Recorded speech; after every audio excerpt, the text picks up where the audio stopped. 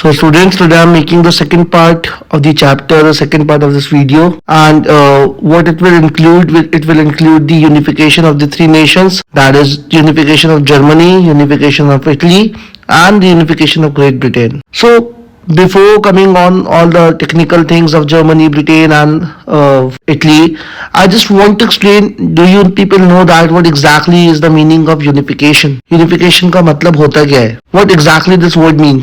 So unification का मतलब basically होता है एक साथ लेके आना, चीजों को इंटीग्रेट करना, चीजों को जोड़ना. तो अभी जैसे हमें पता है कि जो पॉलिटिकल सिचुएशन थी जर्मनी के अंदर, हम बोले चाहे इटली की बात करें चाहे ब्रिटेन की बात करें, तो पूरा country different scatters of states के अंदर बिखरा हुआ था. उनके पास एक नेशनल असेंबली नहीं थी, एक नेशनल फ्लैग नहीं था, कोई कॉन्स्टिट्यूशन नहीं था जो पूरी कंट्री को रन कर पाता. सब लोग अपनी अपनी आर्मीज लेके फाइट कर रहे हैं, वॉर में इंडल्ज हो रहे हैं, सबको अपनी पावर चाहिए. लेकिन still there were people who wanted to establish democracy. Still वहां पे लोग थे जो चाहते थे कि डेमोक्रेसी प्रिवेल करे और साथ में जो कंट्री है वो कॉन्स्टिट्यूशनल चेंजेस उसके अंदर है, कॉन्स्टिट्यूशन से वो कंट्री चले. तो वैसे हम सबसे पहले पढ़ेंगे द मेकिंग ऑफ जर्मनी.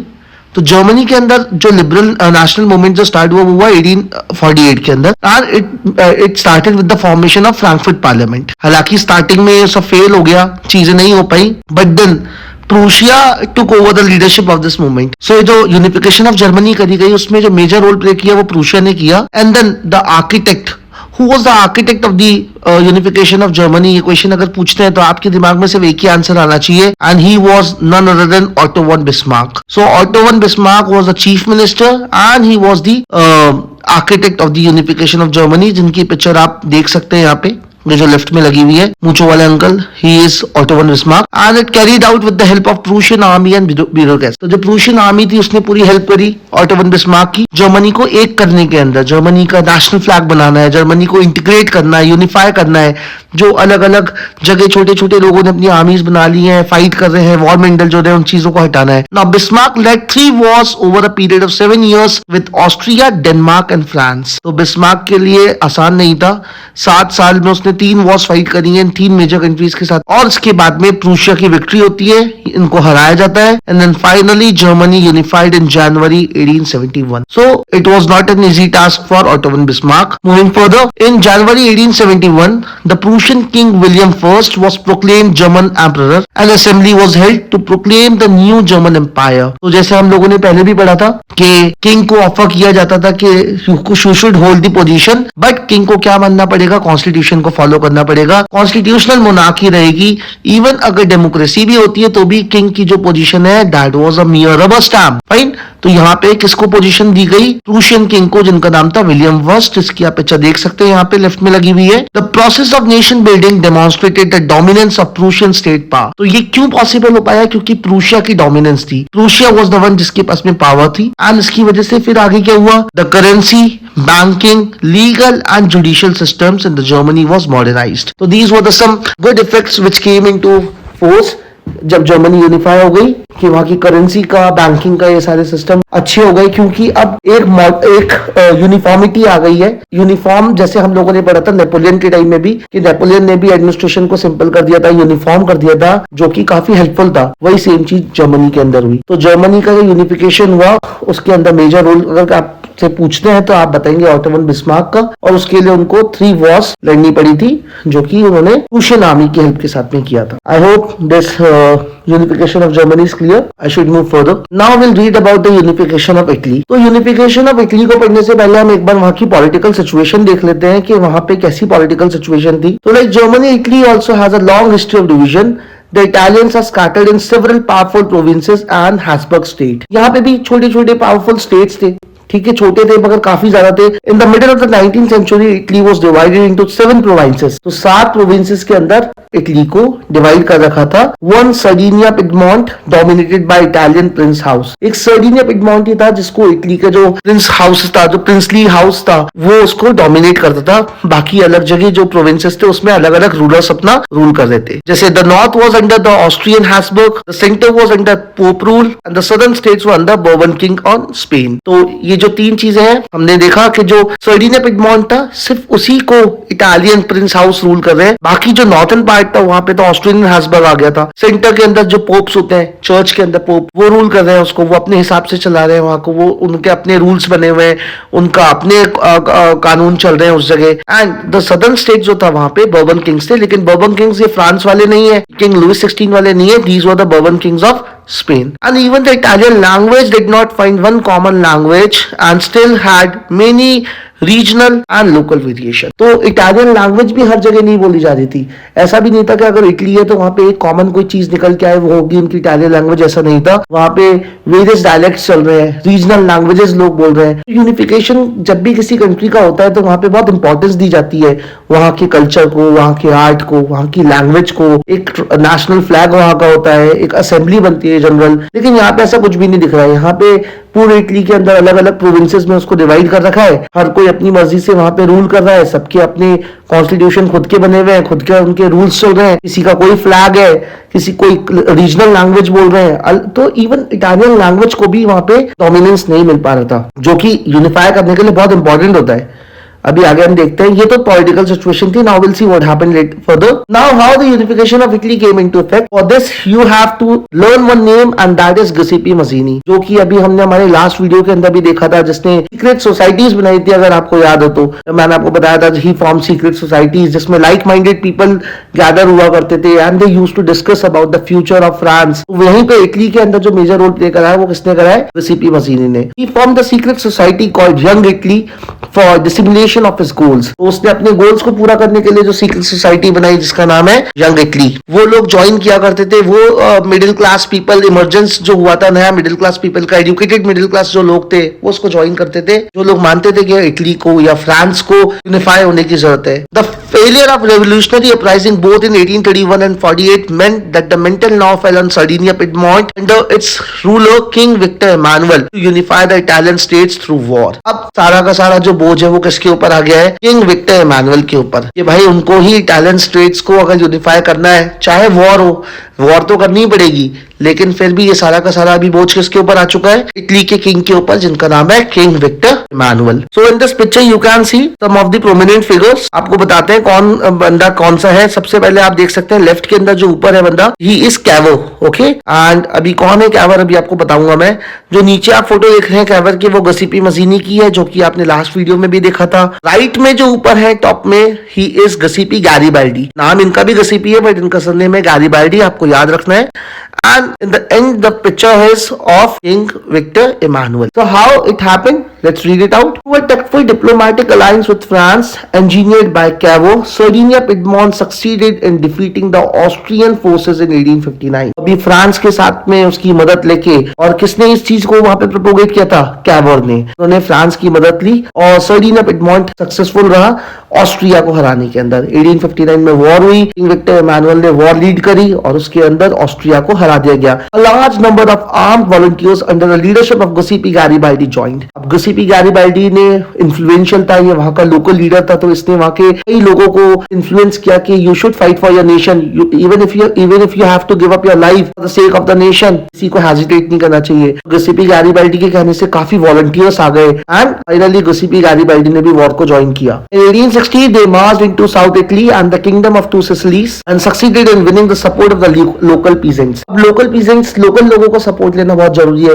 क्योंकि जब तक किसी देश की जनता नहीं चाहेगी कि उसे यूनिफाई होना है, तब तक वो चीजें बहुत मुश्किल, बहुत दिक्कत वाली हो जाती हैं। And they won the support of the local peasants in order to drive out the Spanish rulers. और जब लोगों ने सपोर्ट किया, जब वहां के लोकल पीपल ने सपोर्ट किया, तो स्पेनिश रूलर्स को वहां से निकालने में वो लोग सक्सेसफुल रहे। एंड फाइनली इन 1861 जो ये जो किंग विक्टर इमानुअल है, इनको प्रोक्लेम करा गया that he was the king of United Italy. This is how the unification of Italy happened. I hope समझ में आपको आया होगा। यूनिफिकेशन ऑफ इटली में आपको नाम याद रखने हैं, कैवो का नाम याद रखना है, गिसेपी गैरिबाल्डी का नाम याद रखना है, गिसेपी मजीनी का नाम याद रखना है, और फाइनली जिनके नाम के अंदर वॉर करी जाती थी, हु वाज द किंग, उनका नाम आपको याद रहना चाहिए, that was Victor Emmanuel second. I hope unification of Italy clear हो गया होगा। Now will read about the unification of the Great Britain.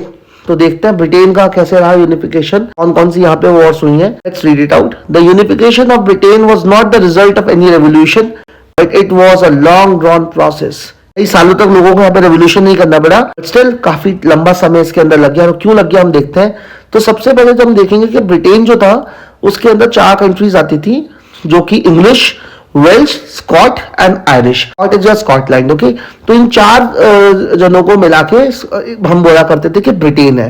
But in all these no English nation grew its importance and power. English ने अपना dominance करना चालू कर दिया over the other nations of Britain. तो ब्रिटेन में जो बाकी के नेशन थे, चाहे वो स्कॉटलैंड हो, चाहे वो आयरिश हो, आयरलैंड हो, चाहे वेल्श रीजन हो, तो वहां पे सब पे जो उसका डोमिनेंस चल रहा था वो कौन था? वो इंग्लिश रीजन था। तो the English parliament which had seized power from monarchy in 1688 at the end of a protracted conflict was the instrument through which a nation state with England at its center came to be forged। ये हुआ कैसे? यहाँ का verification चालू कैसे हुआ? जो English parliament था उसने पावर सीज कर ली मोनार्की से 1688 के अंदर। और ऐसा क्यों करने में वो सक्सेसफुल रहा? क्योंकि अभी अभी हम लोगों ने पढ़ा है जो इंग्लिश रीजन था वहां का वो बहुत ज्यादा पावरफुल हो चुका था, उसके पास में काफी डोमिनेंस था, वो पावरफुल था। तो उसने वहां का जो मोनार्की था उससे सारी की सारी पावर सीज कर ली और यही एक इंस्ट्रूमेंट बना। इसी के थ्रू क्या हुआ स्टार्ट कि इंग्लैंड वहां पे सेंटर में आया एंड लेटर ऑन यूनिफिकेशन होगा। अभी हम देखते हैं यूनिफिकेशन में आगे और क्या चीजें हुई है ब्रिटेन के अंदर। तो सबसे पहले आपको याद रखना है एक्ट ऑफ यूनियन 1707। देखो मैंने अलग कलर से भी मार्क करके यहाँ पे इसीलिए दिखाया है ताकि आपको पता चल सके this is something very important. तो the act of union 77 was signed between England and Scotland and it resulted in the formation of UK, United Kingdoms of Great Britain. आपको पता लगना चाहिए जो एक्ट ऑफ यूनियन था ये 2 countries के बीच में साइन करा गया है, इंग्लैंड और स्कॉटलैंड के बीच में। इसी का रिजल्ट हुआ किस चीज का फॉर्मेशन हुआ? United Kingdom of Great Britain. England was able to dominate Scotland. Now the Ireland was divided into Catholics and Protestant. अब आयरलैंड की सिचुएशन पढ़ रहे हैं हम। आयरलैंड में क्रिश्चियन कम्युनिटी के अंदर ही दो टाइप्स के क्रिश्चियंस होते हैं, कैथोलिक्स और प्रोटेस्टेंट्स। ठीक है, तो जो इंग्लिश पीपल थे लोगों ने एक टाइप को सपोर्ट करा जो कि थे प्रोटेस्टेंट्स। डेफिनेटली अगर इंग्लिश प्रोटेस्टेंट को सपोर्ट करेंगे तो जो कैथोलिक्स है अगर उनसे कोई वॉर होती है तो ऑब्वियसली बात है वो लोग हारेंगे ही, क्योंकि इंग्लिश वाज पावरफुल। साथ में उन्होंने प्रोटेस्टेंट को सपोर्ट कर दिया है। English help the Protestant gain control over Catholic country. Catholic revolted against British but they were suppressed. अब कैथोलिक्स ने भी थोड़ा बहुत तो रिवोल्ट किया लेकिन उनकी आवाज को, उनके रेवोल्यूशन को दबा दिया गया कि इंग्लिश की हेल्प करने के लिए वहां पे ऑलरेडी प्रोटेस्टेंट्स लोग बैठे थे। Now Ireland was forcibly incorporated into UK in 1801। Ireland चाहता नहीं था यूके का पार्ट बनना, यूके का हिस्सा बनना, बट स्टिल उसके पास कोई ऑप्शन नहीं था, उसे फोर्सिबली जबरन उसको यूके का हिस्सा बना दिया गया 1801 के अंदर। New British nation came through the propagation of English culture. British flag, Union Jack, national anthem, God save a noble ring and the English language. ये नोबल किंग होना चाहिए, God save a noble king. या सो अब जैसा कि मैं हमेशा बोलता हूँ कोई भी अगर कंट्री होगी, नेशनल कंट्री होगी, तो उसका खुद का एक फ्लैग होगा, उसकी जनरल असेंबली होगी, नेशनल एंथम होगा, कुछ सिंबल्स होंगे जो कि सिंबलाइज करेगा कि वो कंट्री यूनिफाइड है। यहाँ पे यही हुआ, ब्रिटिश नेशन आ गया जो कि इंग्लिश कल्चर को फॉलो करेगा, जिसके अंदर चूंकि English was the one know who dominated through out, उनका एक ब्रिटिश फ्लैग बनाया गया जिसका नाम हम सब जानते हैं, बहुत फेमस है, यूनियन जैक। वहां का नेशनल एंथम प्रोपोगेट करा गया और इंग्लिश लैंग्वेज को इंपॉर्टेंस दी गई। तो यहाँ पे अभी हमने पूरा का पूरा, अगर हम यूनिफिकेशन ऑफ ब्रिटेन को देखेंगे तो हम देखेंगे हमेशा ब्रिटेन में इंग्लिश पीपल ने डोमिनेट किया है और उन्होंने स्कॉटलैंड को, आयरलैंड को, सबको कोई ना कोई एक्ट के थ्रू हरा के अपने पास बुलाया, अपने डोमिनेंस में लिया। और साथ में उन्होंने किसकी हेल्प करी थी? प्रोटेस्टेंट्स की हेल्प करी थी ताकि वो कैथोलिक कंट्री के ऊपर रूल कर सके। This is how the final unification of Britain occurred in that period. अब एक लास्ट टॉपिक रह जाता है आपके इस चैप्टर का, जो कि कई बच्चों को समझ में नहीं आता है, काफी कंफ्यूजिंग लगता है। एज सच उसमें कुछ इतना कंफ्यूजन का है नहीं। तो हमेशा से रहा है कि what were the causes of the conflict in the Balkan area after 1871। 1871 के बाद एक बल्कान एरिया था। पहले बात तो अभी जान ले बल्कान एरिया होता क्या है। इसको बाल्कन एरिया बोला गया था। कुछ कंट्रीज थी जिनको मिला के ना बाल्कन एरिया बोला जाता था, जैसे कि Romania, Bulgaria, Albania, Greece, Bosnia, no these were the countries, Serbia, ये सारी कंट्रीज का जो एरिया था इनको ऑल टुगेदर क्या बोलते थे? बल्कन रीजन बोलते थे। और इन लोगों में आपस में कॉन्फ्लिक्ट्स थे। कॉन्फ्लिक्ट्स होने का सिर्फ एक ही रीजन था, सबसे बड़ा रीजन था कि ये सब आपस में एक दूसरे से जेलसी करते थे। As you people can read out in the third point, different Balkan region were jealous of each other and always for their own identity and independence the Balkan area became an area of intense conflict. सबको अपनी identity चाहिए थी, सबको अपनी dominance चाहिए थी, सबको अपना रूल चाहिए था।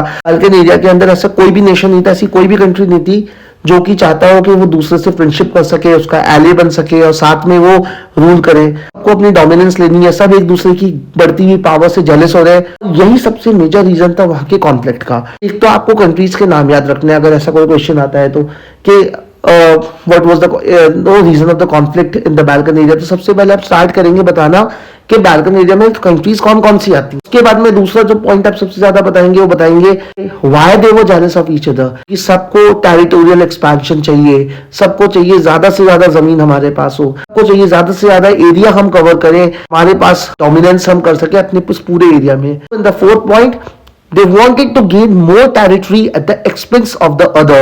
What does it mean कि territory तो उनको ज्यादा चाहिए but at the expense of the other, that means दूसरे की कब्जा के, दूसरे की लैंड को हथियाना है। They wanted to conquer the land of the other nations, जो उनकी neighboring countries है।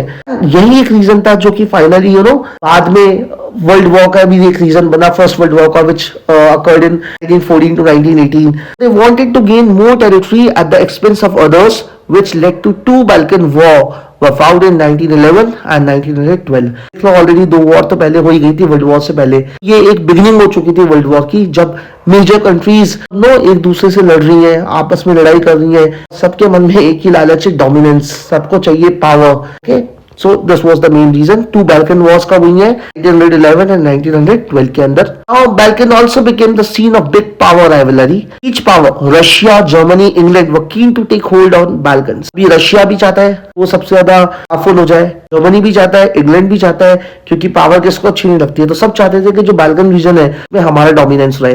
कोई किसी कंट्री को अपना एली बना रहा है, कोई किसी कंट्री के साथ में हाथ मिला रहा है, लेकिन एट द एंड सबके मन में चीज यही है कि बाल्कन रीजन हमारे को सपोर्ट करे, मैक्सिमम कंट्रीज हमें सपोर्ट दे, अपना हमारे पास ज्यादा बड़ी आर्मी हो, ज्यादा पावर हो, और उससे हम दूसरे की लैंड को भी कॉन्कर कर सकते। This led to a series of wars in the region and finally the first world war 1914 to 1918। तो काफी छोटी छोटी वॉर्स होती थी हर आपस में कंट्रीज के अंदर, नेबरिंग कंट्रीज के अंदर, छोटे छोटे कॉन्फ्लिक्ट्स को लेके, लेकिन इसका जो मेजर रिजल्ट निकल के आया वो आया फर्स्ट वर्ल्ड वॉर, जो आप सबको पता है 1914 टू 1918 के अंदर हुई। The Balkan people use history to prove that they had once been independent. ये बाल्कन पीपल्स को पता था कि वो पहले एक उनकी हिस्ट्री हुआ करती थी जब वो लोग इंडिपेंडेंट होते थे। अभी उसी चीज की वजह से वो लोग नेशनलिस्ट बन गए, रिबेलियस बन गए।